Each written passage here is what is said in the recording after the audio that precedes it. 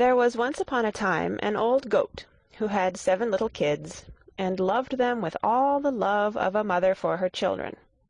One day she wanted to go into the forest and fetch some food, so she called all 7 to her, and said, "Dear children, I have to go into the forest. Be on your guard against the wolf.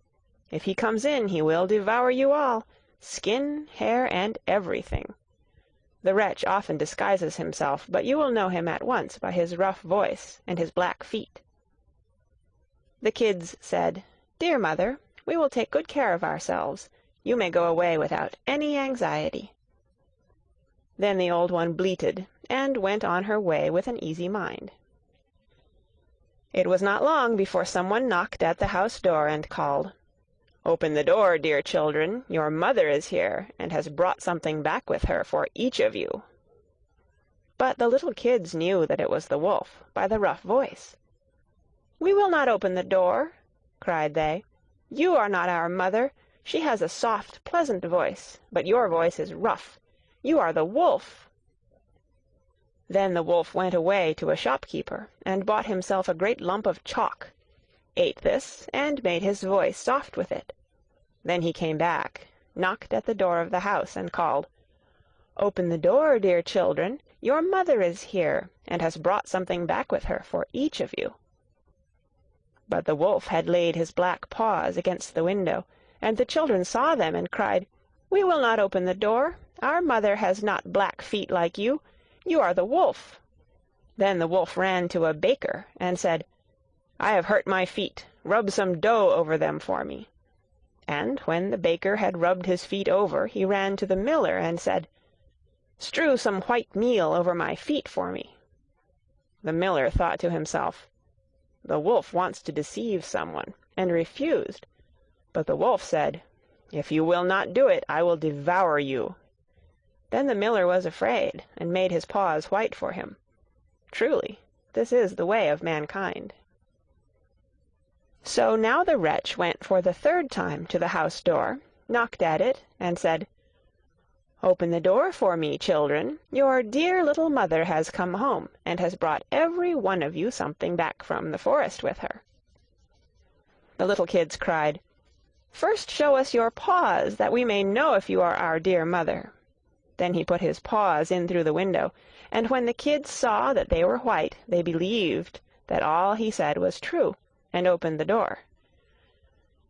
But who should come in but the wolf? They were terrified, and wanted to hide themselves. One sprang under the table, the 2nd into the bed, the 3rd into the stove, the 4th into the kitchen, the 5th into the cupboard, the 6th under the washing bowl, and the 7th into the clock case.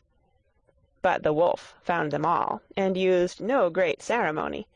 One after the other he swallowed them down his throat. The youngest, who was in the clock case, was the only one he did not find.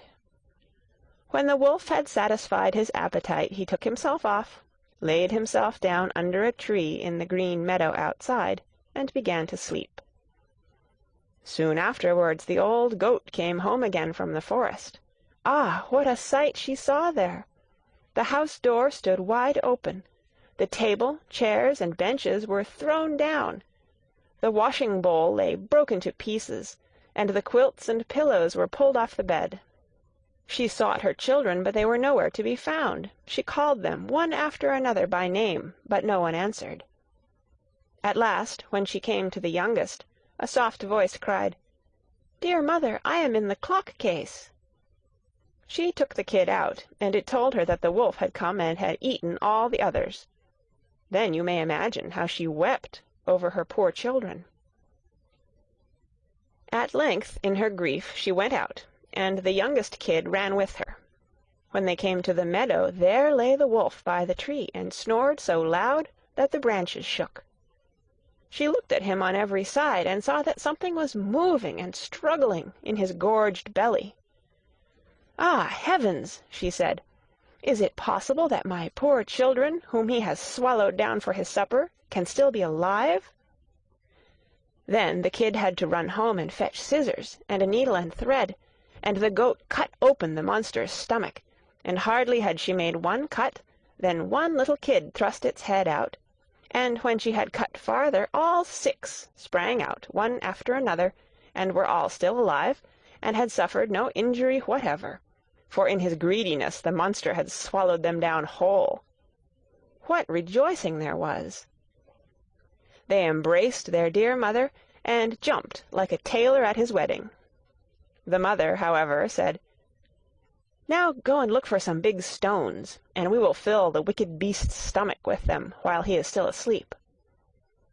Then the 7 kids dragged the stones thither with all speed, and put as many of them into this stomach as they could get in, and the mother sewed him up again in the greatest haste, so that he was not aware of anything, and never once stirred. When the wolf at length had had his fill of sleep, he got on his legs, and as the stones in his stomach made him very thirsty, he wanted to go to a well to drink. But when he began to walk and to move about, the stones in his stomach knocked against each other, and rattled. Then cried he, "What rumbles and tumbles against my poor bones?